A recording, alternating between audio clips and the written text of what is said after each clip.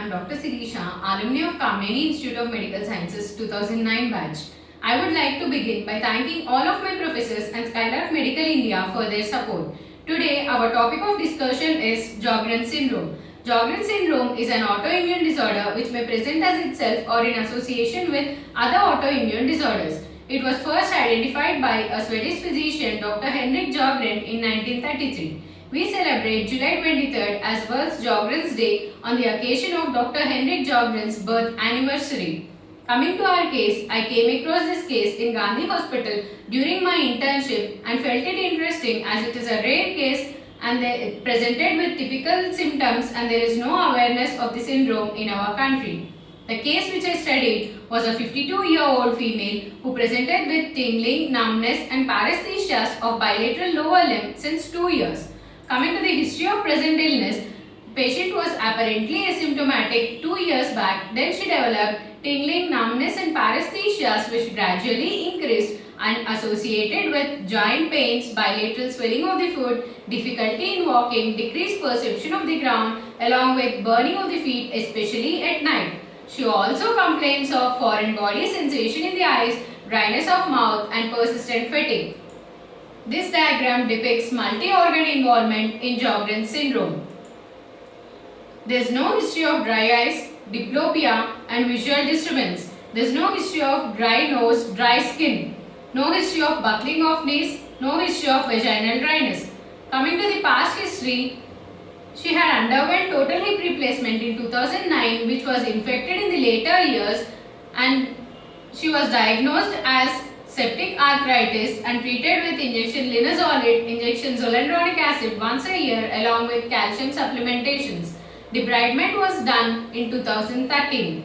She is a known case of hypertension. Coming to the examination, patient was conscious, coherent, cooperative and well oriented. Coming to the physical examination, she was pale, bilateral pitting edema was present, no icterus, cyanosis, clubbing, lymphadenopathy and her vitals are stable.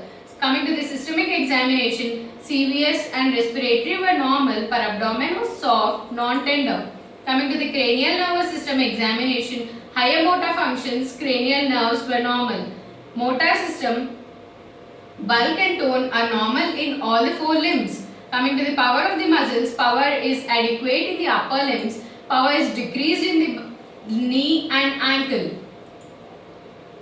Sensory system, pain and touch decreased below lower third of the leg, joint position and vibration sensation are absent in the toes. Coming to the reflexes, superficial abdominal reflexes are present in all the 4 quadrants. Deep tendon reflexes are decreased in bilateral knees and ankle. Plantar reflexes were bilateral flexor. Signs of cerebellar dysfunction and meningeal signs were absent. Gait was normal. Skull and spine are normal. Coming to the investigations, routine investigations were done. She was low in hemoglobin. Total proteins, parathyroid hormone were elevated. CRP and DSR were elevated as a result of inflammation. She was tested for autoantibodies and she was positive for anti-nuclear antibody, anti-SSA and anti-SSB antibody. Coming to the specific diagnostic test, bone scintigraphy was suggestive of degenerative changes in the lumbar vertebrae. Nerve conduction study showed asymmetric sensory neuropathy. Sural nerve biopsy was done which was suggestive of moderate to marked loss of nerve fibers and myelin ovoid formation. Lip biopsy showed lymphocytic chylomicrosis consistent with grade 4 inflammation. Venous Doppler was done to rule out DVT and she was negative for DVT.